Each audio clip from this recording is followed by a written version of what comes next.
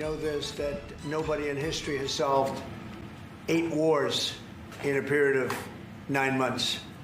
And I've stopped 8 wars. So that's never happened before. But they'll have to do what they do. Whatever they do is fine. I know this. I didn't do it for that. I did it because I saved a lot of lives. And that's the thing that bothers me so much about the Russia-Ukraine. 7,000 people are dying a week. Young soldiers. They're almost all soldiers of Ukraine and Russia. So in theory, it doesn't affect us, no, but it's a terrible thing.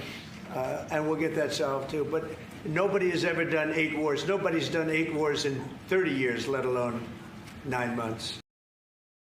Geeta, given what Donald Trump has been saying and what we were just discussing about Maria Machado's contribution, how are you seeing the response from the international community to this Nobel Peace Prize? Because Donald Trump has been talking about having resolved wars, having brought peace to multiple or long conflicts. Well, the Nobel Prize Committee is, particularly Norway, have dodged a bullet over here because they do know that there will be, the whole of West is certainly going to welcome the decision. And America is also certainly going to welcome this decision of awarding Machado the Nobel Peace Prize. So instead of looking at who got it and where and what the reactions are going to be, which are going to be absolutely welcoming of the decision, but also in terms of how White House would have reacted should it have been anyone else. Because look at the claim that has been made. Look at what President Donald Trump has been saying. We are focused on only Israel, Hamas, and I'm saying that, okay, it just happened and let's wait and see. But he's already claimed having solved 8 wars or completely entrenched in at least 1 or 2 of them right now. And none of those countries have actually come out and said in so many words that, yes, all those wars or conflicts or problems have been solved, particularly by President Donald Trump. He did play a very key role in some of them, including the ones recently where he invited the leaders of Armenia, Azerbaijan, and showed that, you know, he wants to be a player in the region and also wants to ensure that there's peace and stability. Having said that, over here, it is not about the conflicts or wars that had already stalled for a bit. It is about lasting peace in the 2 biggest conflicts that we've been seeing. That's Israel, Hamas, and the question of Palestine and the Russia-Ukraine war. So his team, and he seems to be committed to looking at bringing about peace. Will he be able to or not is the question.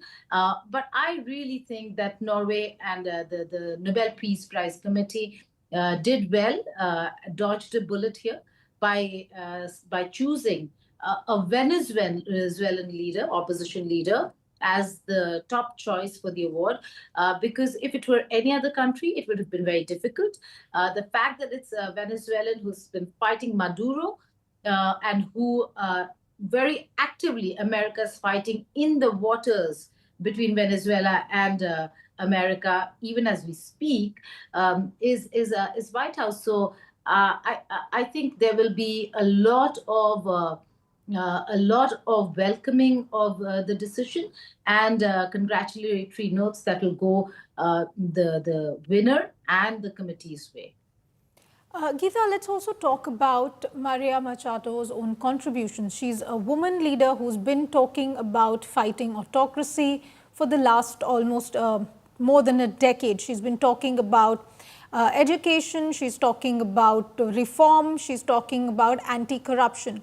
But at the same time, she's also talking about privatization of companies, privatization of state-run entities, and that is something that the current regime in Venezuela and even people in Venezuela have criticized her about. When it comes to economics, politics, democracy, diplomacy, how are you seeing the contributions made by Maria Machado, the person, the lady who has now been given the Nobel Peace Prize? Well, she comes from a certain political line of thinking. I'd say that her contribution has more to do with the fact that she was fighting for freedom of thought, democracy, fighting against illegal imprisonment, so on and so forth. But her political line of thinking is and is far removed from what Venezuela has been in terms of having a more socialistic leaning in their form of government. What she's looking for is privatize all these companies, all these important public sector units that should have been privatized long ago, so that it's in the hands of the people and not the governments, and that the monopolizing of these very important resources really stop. Particularly, Venezuela thrives on one aspect, and that's oil, and energy. Not having access to and not being able to capitalize on, optimally utilize and exploit the full potential of a country's resources, where Venezuela could have been a thriving economy, is something that she's been advocating and talking about. Venezuela comes from a very different school of thought, where they say that everything does not require privatization and capitalization, and has been fighting capitalism for a very long time. So there two different schools of thought in Venezuela. Not everybody sides with the Western philosophy and thought, and not everyone in Venezuela actually agrees with the current administration. The problem lies in not what kind of political line of thinking the two sides have. It has to do with the current administration, in its line of thinking, goes on to become authoritarian, curtails freedom, curtails democratic values and rights. That becomes a problem, and she certainly was a face for that as well. And that is the reason why I suppose the Nobel Prize Committee looked at her as the top choice for this award.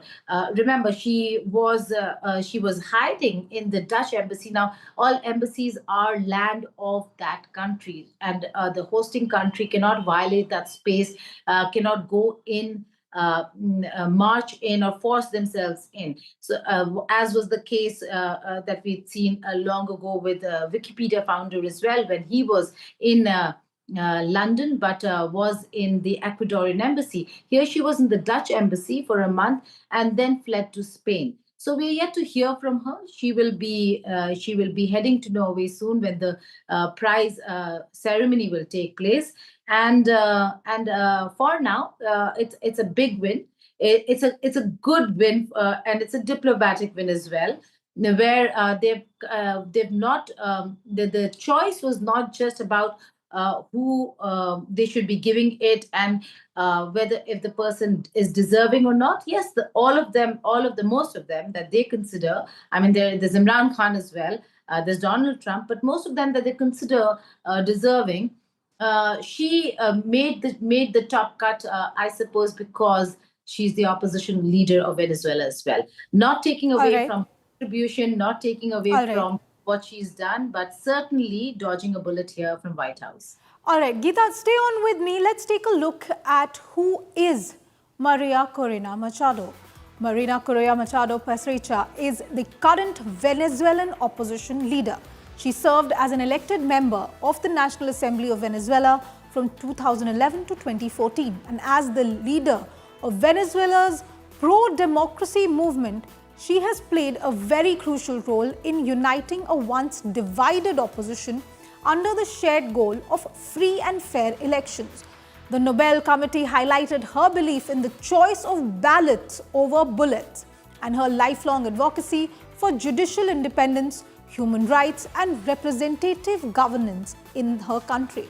And despite being barred from contesting in the 2024 presidential elections, Machado had continued her campaign for democracy by backing the opposition candidate Edmundo González Urrutia. Under her leadership, hundreds and thousands of volunteers acted as election observers, documenting the true results before the Venezuelan regime could manipulate or destroy the ballots. That has been her contribution. That is what has won her the Nobel Peace Prize. Geeta Mohan, of course, is continuing with me. Geeta, the kind of contribution that María Machado has made to democracy, to the discourse on democracy, talking about independent ballots, talking about free and fair elections. That is sending a very clear message to the entire world right now, even to the US really, when it comes to free and fair elections, to the right to dissent, to the right of opposition to be able to speak, isn't it, Geeta? Well, absolutely. She's been a very strong voice. She has been one who's been supported a lot by the West in terms of ensuring that she's able to voice the concerns that she's had in her own country. But at the end of the day, when you look at a leader such as Maria Corina, you know that living and surviving in that country, surviving would have been very, very difficult. And so she did have to go in hiding. And then she did have to flee the country. The question is, she's won the Nobel Peace Prize. What does it get her in terms of a change in Venezuela, a democratic change in Venezuela, ensuring that elections are free and fair, that democratic voices are heard or allowed to be heard, that there's no false imprisonment of people, so on and so forth. I'll still again repeat that, the political line of thinking and how a government or how a country works is their own. But in doing so, if they become autocratic, that becomes a problem. And María Corina Machado has been fighting that autocracy, that autocratic system that didn't allow democracy to thrive, that didn't allow other leaders to thrive, other lines of thinking to thrive. If most of the people over there want change, the country should be allowed then to have that change. And that certainly is the fight that María Corina Machado has led. A deserving award, but and we'll see a lot of world reactions coming on the award itself. But choosing a Venezuelan leader at this point in time, I repeat myself, is a very interesting one.